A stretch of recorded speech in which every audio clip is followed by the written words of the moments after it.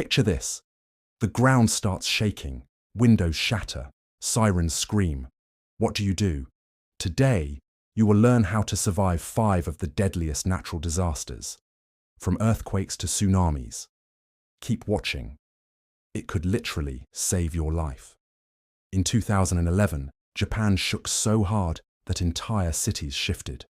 Many people thought they should run outside. Wrong. The first 10 seconds are the most critical.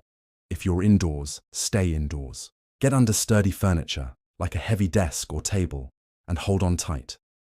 Forget what you've heard about doorways. That advice is outdated and only applied to old, wooden-framed houses. Modern doorways are often the weakest points in a structure. The moment the shaking stops, your next move is crucial. Turn off the gas line to prevent fires. Put on a sturdy pair of shoes to protect your feet from broken glass and debris, and then head outside. Why then? Because aftershocks can be even stronger and more destructive than the initial quake. There's a powerful story from Mexico City. During a massive earthquake, a 12-year-old boy immediately ducked under his desk as he'd been taught. His classmates panicked and ran for the exit. Tragically, the building's facade collapsed right as they reached the doorway. The boy who stayed put, protected by his desk, walked away without a single scratch. It's a chilling reminder that the right knowledge in the right moment is what saves you. Now let's talk about tornadoes. A tornado is often described as sounding like a freight train, but if you can hear it, you are almost out of time. Your immediate priority is to get to the lowest, most central part of your home. A basement or a storm cellar is ideal. If you don't have one, find an interior room with no windows, like a closet or a bathroom. Get inside and cover yourself with a mattress, heavy blankets, or even a helmet if you have one. This protects you from flying debris, which is the primary killer in a tornado. What if you're driving? Don't ever try to outrun it in a straight line. A tornado's path can be erratic. Instead, drive perpendicular to its path to get away from it. If you're caught in the open, abandon your vehicle and lie flat in a ditch or a low-lying area, covering your head with your arms. In 2013, a monstrous F5 tornado ripped through Moore, Oklahoma. In the middle of the chaos, a mother grabbed her kids, hurried them into a bathtub, and pulled a mattress over them. The house around them was obliterated. The roof was torn away into the sky. But when the storm passed, she and her children were alive, sheltered by that simple act of quick thinking. Everything around them was gone, but they survived.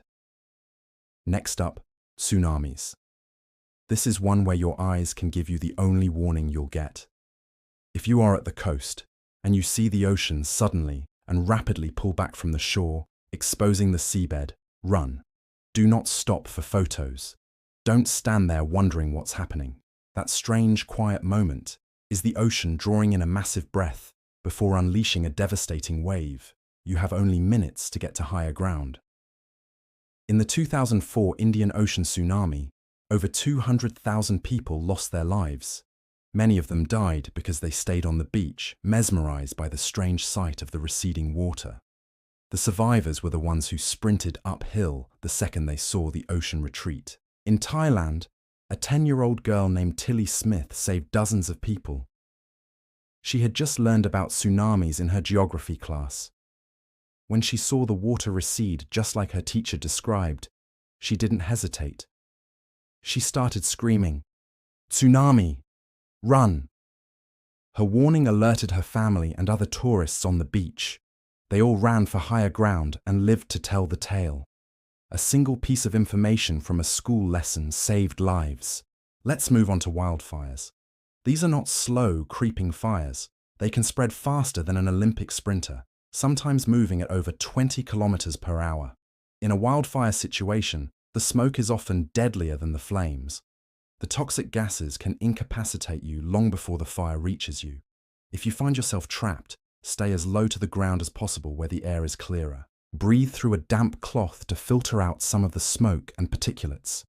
Your goal should be to find a cleared area, like a large patch of dirt or a rocky outcrop, away from fuel. If you have absolutely no other choice, as a last resort, you can dig a shallow trench and cover yourself with dirt or a non-flammable wool blanket or heavy jacket. During the horrific Australian bushfires, a man found himself completely encircled by flames. Thinking fast, he survived by wading into a small farm pond. He stayed there as the firestorm raged around him. The radiant heat was so intense that the edges of the water began to steam, but he held on, and he survived. It's a testament to human resilience and the will to find a way, any way, to make it through. Finally, avalanches.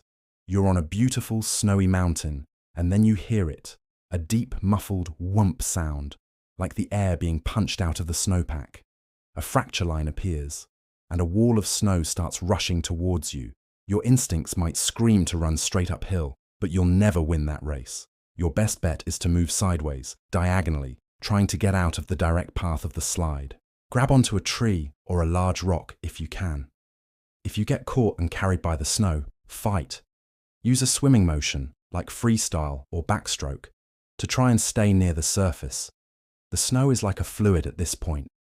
When you feel the slide begin to slow down, that's your last chance.